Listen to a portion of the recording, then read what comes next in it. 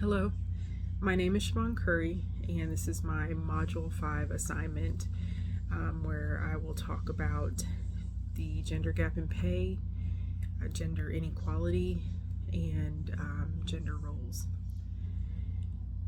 In Section 1, I talk about the gender gap in pay. I believe that there is a gender gap in pay, that it is narrowing over time, but it still exists.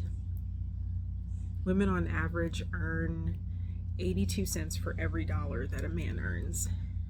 According to the Bureau of Labor Statistic data, in 2020, the gap was even wider for women of color. It seems that it's always been this way. According to an article written by Janelle Jones called 5 Facts About the State of the Gender Pay Gap, in 1973, women earn about 57 cents per dollar that every man earned. Women seem to earn less than men in all occupations. Based on my own experience, I believe that in lower paying jobs, such as positions in a restaurant or as a cashier, just an hourly wage position where you make minimum wage, women are represented a little better for some reason and can earn more. But in higher paying occupations, it's basically a man's world. These occupations where you have to have a college degree to even be considered for employment, it seems to be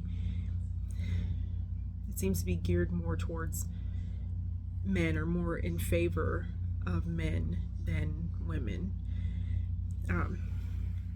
I believe that there is a gap in pay all over the world in salary and hourly wages.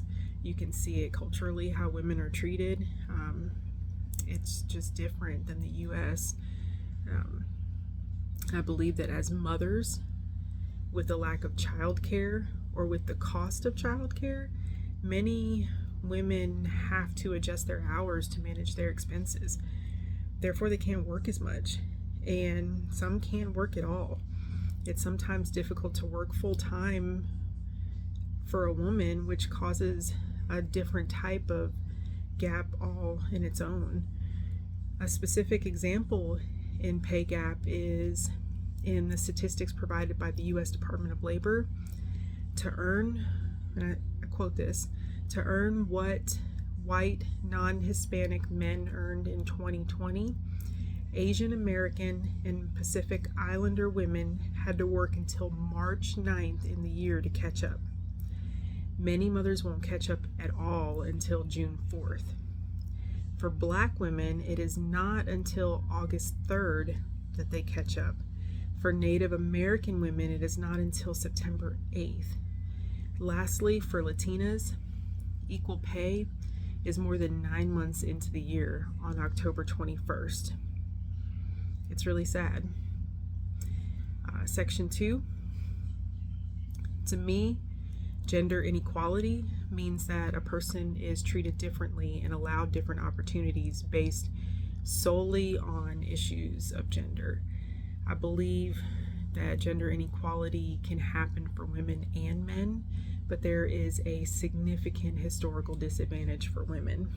Women have had to fight for gender inequality throughout history. Generally, women have been excluded or disadvantaged when it comes to decision making. As a woman, you're expected to sit back and let the men make decisions. And that's still relevant today in a lot of situations. Or if a woman is included because they have to be, they're just not taken seriously. Access to economic and social resources is a problem. They're more readily available for men than they are for women. I believe that women's empowerment reduces gender inequality. It ensures that decision making and resources are no longer in men's favor. This is equality, not men and women being the same, but partners in the home and at work and in work. How I reduce Inequality in my own life, I believe, is by having a voice. I voice what I expect from my supervisors and my coworkers, from my family and my friends, and I also express the outcome that I desire. I understand that opportunities are different, but if I see the difference, I call it out. I work hard to gain the same advantages in my current role at work as the men around me, and I'm not afraid to keep reaching. So if I don't get the result that I want from my direct supervisor, I have no problems going above. I feel like that's the proper chain of command, and that's what I do to make sure that I am treated fairly as a woman and as a human being. I really don't know any other way to accomplish this but to use my voice to give myself empowerment as an individual. I feel that strong women who don't back down are considered arrogant and sometimes bitchy. But it is sometimes a matter of not allowing others to push you into the back seat, so to speak. In section 3, when it comes to gender roles and stereotypes, in all honesty, I believe that changes in gender roles and stereotypes can have and will have a positive impact in our lives. I mean, of course, there are always going to be new stereotypes, but getting rid of all of these old ones is very important. Gender role change can erase typical stereotypes, and even though I do feel that new ones develop and always can, it again is a good idea to erase the old ones. Today's stereotypes and gender roles are currently difficult to live with. Say, for example, how women are expected to dress in a more feminine way. We have to interview in skirts and not pants.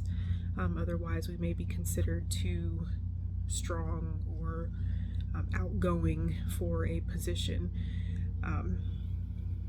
We have to be polite, feminine.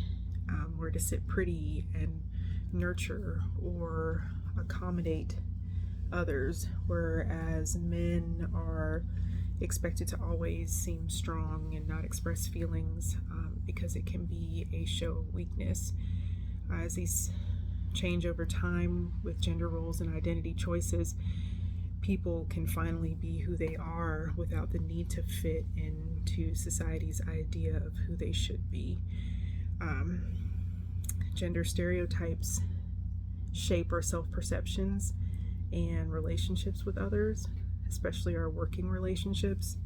They can influence how we participate in activities, sports. The future looks hopeful to me because I can see it disappearing. Women are becoming stronger physically and mentally, bolder, who they desire to be, and they're not allowing society to place them in a mold anymore. It's the same for men. Men are allowed to express themselves in ways they have not before. They're allowed to show levels of sensitivity and kindness instead of aggression.